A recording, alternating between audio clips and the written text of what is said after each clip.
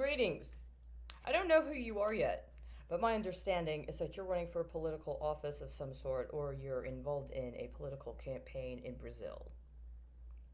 My name is Charity Colleen Crouse, and I want to say hello. I also want to say I believe that I have been witness to attempts to influence your campaign. Perhaps it was one of those things where while you were thinking about running or getting to know people, ideas came your way or somebody gave you some information, including what they would say would be necessary security, especially in consideration of the fact that politics is very dirty where you are. And I'll just say I've been a witness to that, at least for the last year. I also know other people have been witness to efforts to interfere in my campaign. I'm not the same kind of candidate I was in 2016. In 2016, the decision to run was desperation. But now it's a little different. See, it's one of these things where I've come to actually appreciate the constitutional process. And it's a lot more gratifying to be able to appreciate it without having to go through the intercession of somebody who accumulated a lot of debt going to law school one way or another, regardless of whether they could pay it themselves or needed somebody to float credit for them until they did. And somebody that's a member of a bar association, and somebody who may or may not have a repertoire of clients that they may or may not think is a political capital investment in their transition to the legislative branch of government. So if you're someone that's similarly inclined, I look forward to speaking with you. I also have an understanding, as I have for a while, that countries that were part of the BRICS network have been used in these very strategic manners by people in the United States who had ambitions for political office. We don't hear a lot in the United States about BRICS.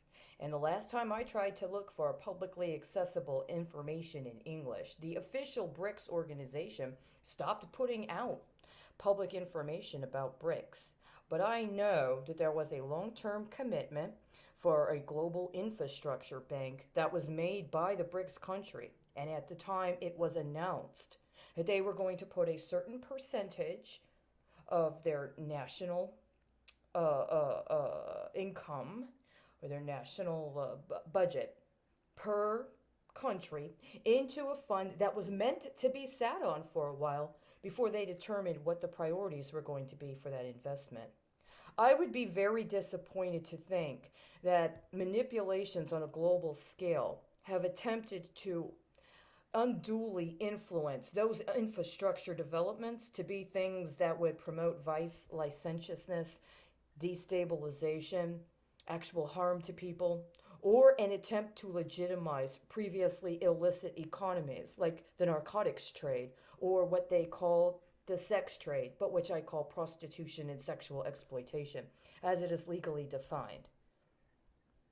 If you're somebody from another country that's running, you actually, in some ways, may have more access to my political capital than people domestically for the time being.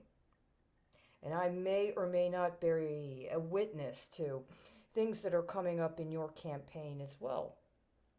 So I'm just saying, I look forward to meeting you when the time is appropriate. In the meantime, I will let you know I do not approve of assassination as a campaign tactic. I do not approve of receiving campaign contributions from anyone who does. And I keep track of those who do. I welcome you as whatever the appropriate representative role is you end up in. If you don't win, you end up doing something else. I look forward to meeting you as appropriate. And I wish you luck.